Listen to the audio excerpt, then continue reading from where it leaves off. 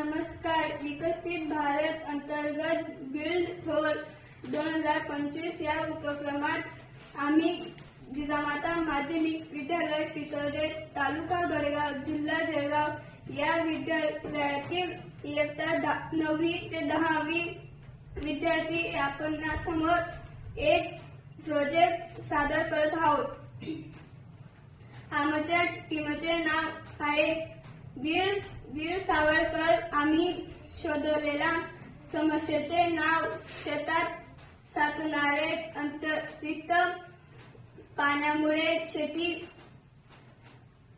पिकांचे होणारे नुकसान. काही शेती जमिनीत पावसाळ्यात पाऊस पडून गेल्यानंतर 8 ते 10 दिवस पाणी साचून राहते. यामुळे शेतात असणारे पीक जास्त काळ साचून राहिलेल्या पाण्यात टिकून राहू शकत नाही.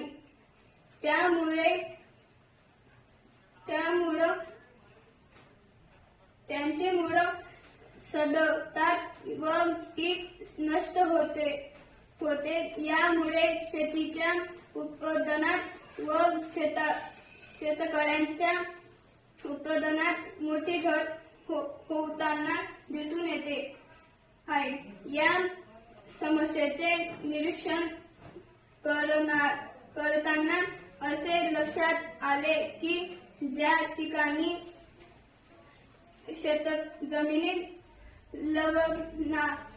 लवणाची आहे किंवा खोलीची आहे अशा जमिनीतून पाण्याचा निचरा न होता अनेक दिवस जमिनीत असून राहते व पिकास हानी पोहोचवते. या समस्येवर उपाय म्हणून आम्ही हे जमिनीचे एक प्रोजेक्ट मॉडेल तयार केले आहे. या प्रकल्पानुसार आपल्या शेत जमिनीत अधिकच्या फुलीचे आकाराचे साधारण 5 ते 6 फूट खोल आणि 4 ते 5 फूट रुंदीचे मोठे चर खोदायचा आहे. यापैकी एक चर आपल्या शेताजवळची नदी किंवा ओढ्यापर्यंत पोहोचवायचा आहे अथवा आपल्या शेतातील विहिरी जवळ न्यायचा आहे. आता या खोदलेल्या चरामध्ये 1 ते 2 फूट तळापासून दगडाचा एक थर देऊन दुसरा थर जाळ वाळूचे 2 फुटापर्यंत भरायचा आहे. दगड व वाळू भरताना चरांच्या वरील रिकाम्या असलेल्या भागात आपल्या शेतातील मातीने हे चर भरायचे आहेत, जेणेकरून ती जमीन आपणास पीक लागवडीसाठी उपयोगात आणता येते. आता यामुळे आपल्या शेतात पाण्याचा निचरा करणारा एक भूमिगत झरा तयार झालेला आहे.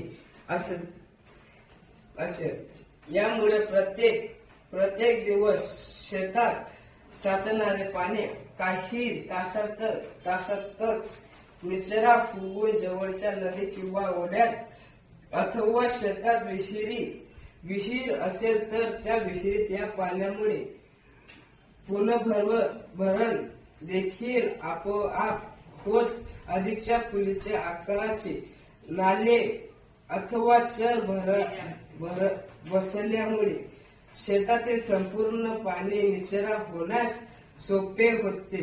हा प्रकल्प खर्चिक वाटत असला तरी यामुळे शेतकऱ्यांची समस्या आजीवन कालावधीसाठी सुटी करते. तसेच याला शासनाचे विविध योजनांच्या माध्यमातून आपल्या राबविता येऊ शकते, असे की रोजगार हमी योजना इत्यादी मार्फत शासनाच्या मदतीने शेतकऱ्यांना या समावेशापासून वाचव करून आपल्या शेतीच्या होणाऱ्या नुकसानीपासून स्वतःला वाचवता येऊ शकते. धन्यवाद.